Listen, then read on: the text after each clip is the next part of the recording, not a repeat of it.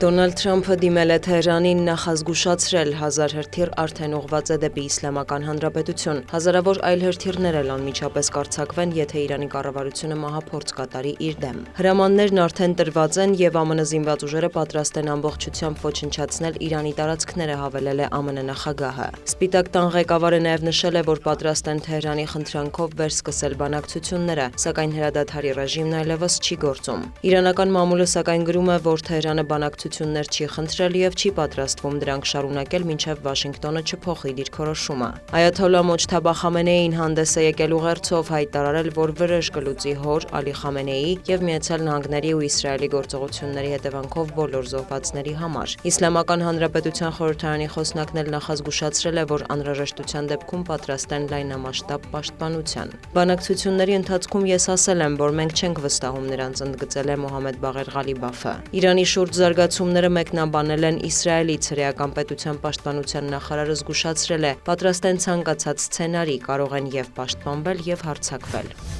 Ռուսական ուժերը գիշերը բալիստիկ հրթիռներ են արձակել Կիևի ուղղությամբ, տեղական իշխանության տվյալով վիրավորվել է 10-ից ավելի մարդ, այդ թվում երեխա։ Ուկրաինայի մայրաքաղաքի տարբեր հատվածներում հրդեհներ են բռնկվել։ Ռուսաստանի պաշտպանության նախարարությունը հայտարարել է, որ Կիևում թիրախ են դարձել ԱԹՍ-ների արտադրության օբյեկտներ։ Ըստ գերատեսչության հաղորդագրության հարձակման են ենթարկվել նաև նավահանգստային ենթակառուցվածքներ Օդեսայում, Չեռնոմորսկում եւ Իզմայիլում։ Ըստ Ուկրաինայի ռազմաօդային ուժերի ռուսական կողմն արձակել է 6 Իսկանդեր եւ տարբեր տեսակի խահրթիռներ։ Ուկրաինական ուժերն էլ հարվածել են Դաշնության տարածքին, ՌԴՊՆ տվյալով գիշերը խոցվել է 178 անօդաչու թռչող սարք։ Թիրախում են եղել Բրյանսկի, Կալուգայի, Ռոստովի, Սմոլենսկի, Տվերի, Մոսկվայի մարզերը, Կրասնոդարի երկրամասը, Ղրիմը, Ադիգեայի հանրապետությունը, Ազովի եւ Սև ծովերի տարածքները։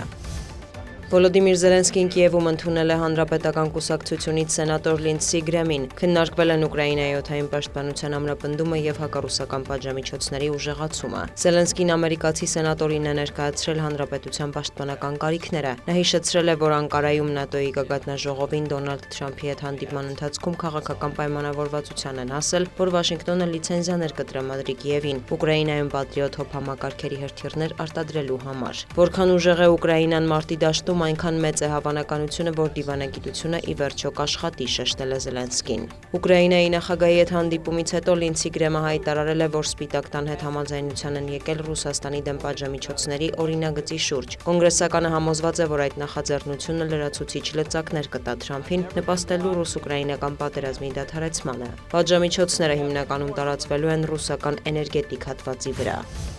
Կուբայում կրկին էլեկտրաէներգիայի զանգվածային անջատումներ են, ազգային էլեկտրաէներգիայի համակարգը պարբերաբար ամբողջությամբ խափանվում է։ Դոնալդ Թրամփի Սպիտակ տուն վերադառնալուց հետո Միացյալ Նահանգների եւ Կուբայի հարաբերությունները կտրուկ թարացել են։ Թրամփը պարբերաբար քննադատում է Կուբայի կառավարությանը, չբացառելով նրա ձևակերպմամբ կղզու բարեկամական զավթումը։ Այս տարվա սկզբից Վաշինգտոնը մեծացրել է ճնշումը Կուբայի նկատմամբ, սահմանափակելով վառելիքի մատակարարումները, ինչը հանգեցրել է էներգետիկ ճգնաժամի։ Թեպետ կղզին հնացած համակարգի պատճառով էլեկտրաէներգիայի մատակարարման դժվարություններ է ունեցել մինչև ԱՄՆ նոր վարչակազմի որդեգրած քաղաքականությունը։ Ավելի վաղ ԱՄՆ պետքարտուղարը հայտարարել էր, որ նոր պատժամիջոցներ են սահմանում Կուբայի դեմ եւ կշարունակեն այդ քաղաքականությունն այնքան ժամանակ, մինչև հանրապետության իշխանությունները քաղաքական եւ տնտեսական բարեփոխումներ չանցկացնեն։ Մարկո Ռուբիոյի խոսքով չեն պատրաստվում ուղղակի նայել, ինչպես է Կուբայի կոմունիստական ռեժիմը սպառնում ԱՄՆ ազգային անվտանգությանը։ Դիանա Գասպարյան, լուրեր։